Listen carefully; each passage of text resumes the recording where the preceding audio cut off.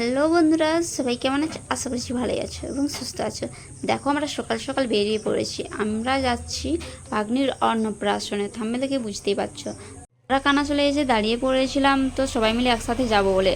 তো এটা আছে আমার পিসি শাশুড়ির ছেলে, আর এখানে আছে আমার নিজের ননদ আর যা দেওর, সবাই মিলে একসাথে যাব বলে।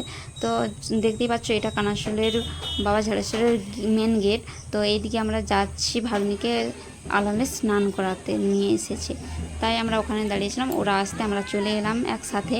তো এখানে স্নান করানো হচ্ছে, এখানে অনেকজনই এসেছে, সবাই মিলে স্নান করাচ্ছে বাচ্চাদেরকে। তো দেখতেই পাচ্ছ, অনেকে এই জায়গাটা জানো, বিয়েবাড়ি হলে গায়ে হলুদের সময় এখানে স্নান করাতে নিয়ে আসে বর বা কনেদেরকে। তো দেখতেই পাচ্ছ, এখানে বাজনা বাজছে, অনেকেই স্নান করাতে নিয়ে এসেছে বাচ্চাদেরকে। অনেক দূর দূরান্ত থেকে এখানে স্নান করাতে নিয়ে আসে। যাদের শখের একটি ছেলে হয় বা একটি করে বাড়ির মেয়ে হয়, তারা এখানে আনন্দ করে বাজনা নিয়ে স্নান করাতে নিয়ে আসে। অনেকে মানসিকও করে যে এখানে আমার ছেলে হলে বা মেয়ে হলে এখানে স্নান করাতে নিয়ে আসবো। তো ওখানে স্নান করিয়ে নিয়ে চলে এসেছি বাড়িতে। তো কিছু ভিডিও আমি শর্ট ভিডিওর মাধ্যমে তোমাদেরকে দেখিয়েছি, তোমরা দেখেছো অবশ্যই। তো দেখতে পাচ্ছ, এইবারে ভাগ্নিকে ক্ষীর খাওয়ানো হবে এখানে। তো দেখতে পাচ্ছ, স্টেজ করেছিল, ওখানে ক্ষীর খাওয়াবে বলেছিল, কিন্তু ভাগ্নি এত কান্নাকাটি করেছে, তাই বাড়ির মধ্যেই ক্ষীর খাইয়ে দিচ্ছে তোমাদের দাদা ভাই। তো ও বড় মামা হয়, সেই জন্য ওকে দিয়ে ক্ষীর খাওয়ানো হচ্ছে। ভাগ্নি তো প্রচুর কান্নাকাটি করেছিল, ও কিছুতেই খেতে চাইছিল না। তো দেখো, মুখে দেবার পরে হালকা হালকা খাচ্ছিল, তারপরেও আবার কান্নাকাটি করতে শুরু করে দিয়েছে। দেখতেই পাচ্ছ, এত কান্নাকাটি হচ্ছে, এত চেঁচাচ্ছে, কি বলবো, সবার কান্না একবারে ঝালাফালা হয়ে যাচ্ছে। তোমাদের দাদা ভাইয়ের গা থেকে জামাটা পড়ে গেল, ওই জামাটা দিয়েছে তোমাদের দাদা ভাইকে পরিয়ে ক্ষীর খাওয়াতে বলেছিল, কিন্তু ভাগ্নি কান্নাকাটি করেছিল, সেই কারণে জামাটা আর পরাও হলো না। তো মাসিমা বললো যে গায়ে নিয়ে ভাগ্নিকে খাইয়ে দাও।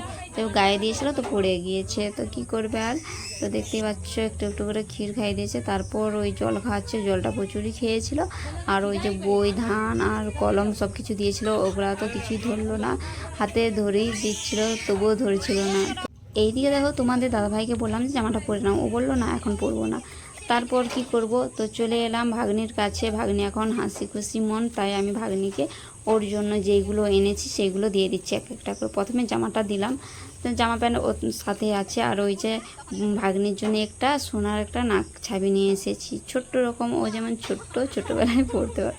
আর ওকে আমি নাকে ছুঁয়ে দিতেছিলাম, তো ও হাঁ করতে যাচ্ছিলো, খেতে যাচ্ছিলো, ও মনে করছিল খাবার জিনিস। ওখান থেকে সোজা চলে এলাম খাবার টেবিলে। ওরা খাওয়াই ব্যস্ত আর আমি এদিকে ভিডিও করাই ব্যস্ত।